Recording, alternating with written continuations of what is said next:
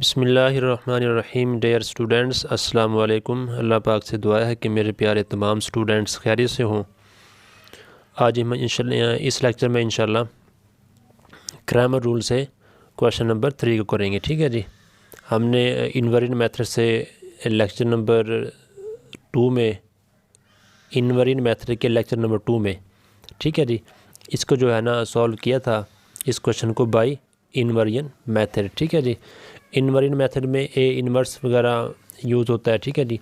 अब grammar rule में कुछ तरीका डिफरेंट है। अब हमने क्वेश्चन नंबर जो 1 था इनवेरिएंट मेथड के साथ ग्रामर रूल से किया। अब हम क्वेश्चन नंबर 3 इनवेरिएंट मेथड हो चुका, अब हम ग्रामर रूल से इसको सॉल्व करेंगे। ठीक है जी। हम स्टार्ट करते हैं क्वेश्चन नंबर 1 का पार्ट 3। देखेंगे क्वेश्चन नंबर 1 पार्ट 3 इन्वर्स और ग्रामर दोनों लिहाज से इम्पोर्टेंट है। तो मैं ये आपको क्वेश्चन नंबर 3 और क्वेश्चन नंबर 6 करवाऊँगा। ठीक है जी। अब क्वेश्चन नंबर 3 करते हैं। देखिए जी, क्वेश्चन आपके सामने है। ये क्वेश्चन पार्ट नंबर 3 है। ठीक है जी। अब सॉल्व में सॉल्यूशन में सबसे पहले हम इसे जो है ना बिल्कुल इनवेरिएंट मेथड की तरह इन मैट्रिक्स फॉर्म में लिखेंगे। इन मैट्रिक्स फॉर्म। ठीक है जी। अब मैट्रिक्स फॉर्म में कैसे कन्वर्ट करते हैं? सबसे पहले आप लिखेंगे कोएफिशिएंट जो आपके पास क्या है जी, 4 2 3 -1। ठीक है जी। इक्वेशन के कोएफिशिएंट आपने लिखने हैं। याद रहे साइन आपने साथ लिखना होगा। ये प्लस हैं, तीनों प्लस के हैं। प्लस का साइन लिखना ज़रूरी नहीं है, क्योंकि ये अगर साइन ना हो तब भी वो नंबर प्लस का होता है, लेकिन माइनस लगाना ज़रूरी है। अब सेकंड में जो मैट्रिक्स बनेगा वो आपके पास बनेगा वेरिएबल का एक्स वाई। ठीक है जी। और इज़ इक्वल टू, इक्वल के बाद दोनों नंबर जो हैं कांस्टेंट है, ये मैट्रिक्स बनेगा बी। आप ये लेट कर लेंगे। ठीक है जी। आप यहाँ पर लिख भी दें, लेट कर लें,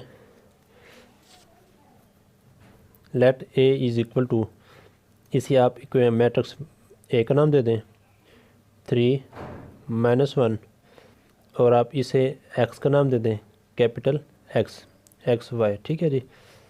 और इसे आप बी का नाम दे दें। ठीक है जी। इनवेरिएंट मेथड में भी आपने ऐसे ही किया था। ठीक है जी। अब इसके बाद देखें, आप याद कर लें कि ग्रामर रूल में एक्स और वाई की वैल्यू हमने फाइंड करनी है, तो इसके लिए दो फार्मूले हैं। X is equal to, X के लिए आपके पास ए एक्स का डिटर्मिनेंट ओवर ए का डिटर्मिनेंट। ठीक है जी। और वाई के लिए आपके पास है जी ए वाई का डिटर्मिनेंट। ठीक है जी। ओवर ए का डिटर्मिनेंट। देखें एक्स में ए एक्स का डिटर्मिनेंट ओवर ए का, और वाई में ए वाई का डिटर्मिनेंट ओवर ए का। अब इन दोनों एक्स वाई की वैल्यूज़ आपने फाइंड करनी है। ठीक है जी। इसके लिए आप सबसे पहले क्या करेंगे, आपने सबसे पहले ए के डिटर्मिनेंट की वैल्यू फाइंड करनी है। याद रहे ये सबसे पहला स्टेप आपने ए के डिटर्मिनेंट की वैल्यू फाइंड करनी है। क्यों? क्योंकि आप जब ए के डिटर्मिनेंट की वैल्यू फाइंड करेंगे, अगर हमारे पास ए का डिटर्मिनेंट 0 आ गया, यानी कि ए का डिटर्मिनेंट हमारे पास क्या आ गया, 0 आ गया, तो इसका सलूशन इम्पॉसिबल है। ठीक है जी। क्या है जी? इम्पॉसिबल। तो इसलिए पहले हम ये चेक कर लेंगे कि 4 2 3 -1 ये हम पहले फाइंड कर लेते हैं। ठीक है जी। अब डिटर्मिनेंट फाइंड कैसे करते हैं? डायगोनल को मल्टीप्लाई करेंगे, 4 + -1, सॉरी 4 × -1 -4 आ जाएगा, माइनस फार्मूले का 3 to the 6। अब ये -10 आपके पास इसका आंसर आ जाएगा। ठीक है जी। Is not equal to 0, so solution is possible. तो अब हम क्या करेंगे, अब हम एक्स और वाई की वैल्यू फाइंड करेंगे। ठीक है। उसके लिए आपके पास होना चाहिए ए एक्स और ए वाई। अब ए का डिटर्मिनेंट हमने फाइंड कर लिया जो दोनों वैल्यूज़ में यूज़ होगा। अब हम करते हैं ए एक्स का डिटर्मिनेंट कब फाइंड करेंगे, जब आपके पास ए एक्स होगा। ठीक है जी। पहले आप ए एक्स का मैट्रिक्स फाइंड करें। ठीक है। उसके बाद आप ए वाई का मैट्रिक्स फाइंड करें। अब ये कैसे फाइंड होगा? याद रहे ए मैट्रिक्स में ए एक्स फाइंड करने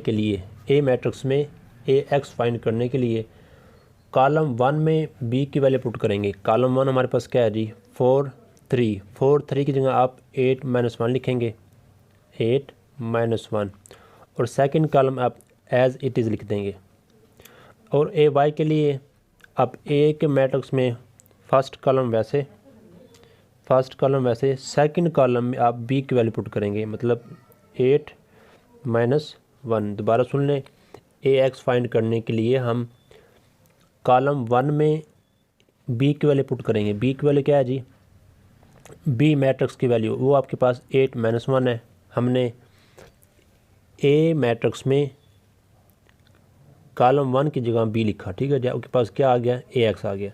और ए वाई फाइंड करने के लिए ए मैट्रिक्स में कॉलम 2 में हम बी की वैल्यू पुट करेंगे। अब देखें, ए का मैट्रिक्स में फर्स्ट कॉलम वैसे, सेकंड कॉलम में बी मैट्रिक्स आ जाएगा।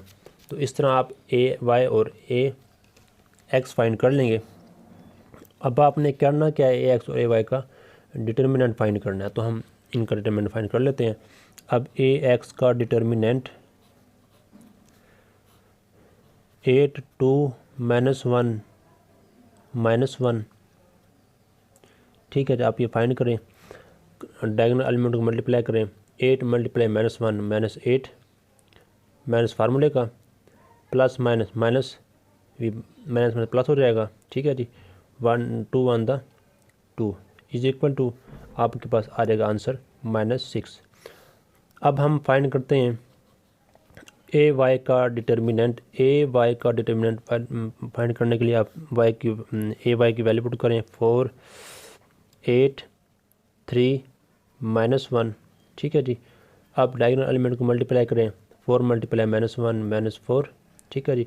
माइनस फार्मूले का प्लस माइनस 8 को मल्टीप्लाई करें 3 के साथ 24 इज इक्वल टू -28, ठीक है जी। अब आपने क्या करना है, आपने वैल्यू फाइंड करनी है एक्स की और वाई की। एक्स की वैल्यू फाइंड करने के लिए आपके पास ए एक्स का डिटर्मिनेंट और ए का डिटर्मिनेंट होना चाहिए। ये दोनों वैल्यूज आपके पास हैं।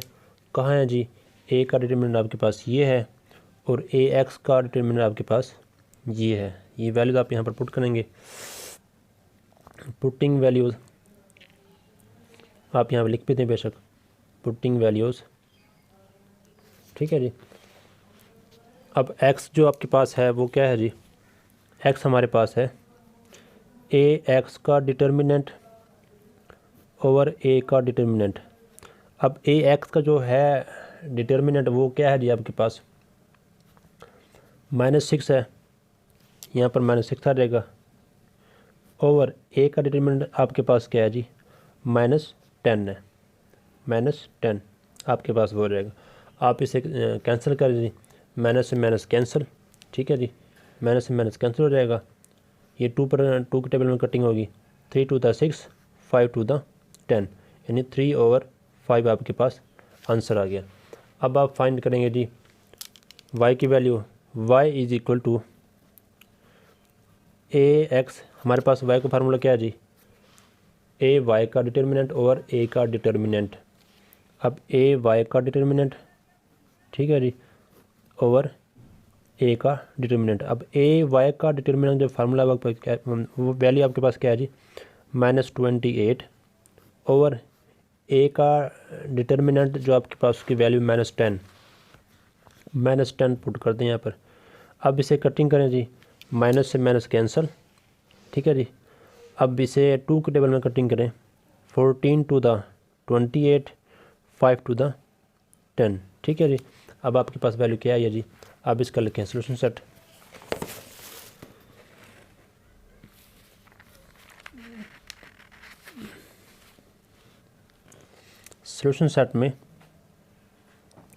सोल्यूशन सेट में आपने ऑर्डर पेयर में इसका लिखेंगे सोल्यूशन। अब ऑर्डर पेयर में देखिए पहली वैल्यू होती है एक्स की वैल्यू क्या है आपके पास 3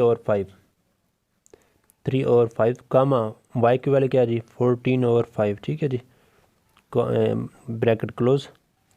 अब यहाँ पर देखें जी, हमने इसी क्वेश्चन को इनवेरिएंट मेथड से किया तो वहाँ भी हमारे पास x की वैल्यू 3 और 5 और यहाँ भी हमारे पास x की वैल्यू 3 और 5।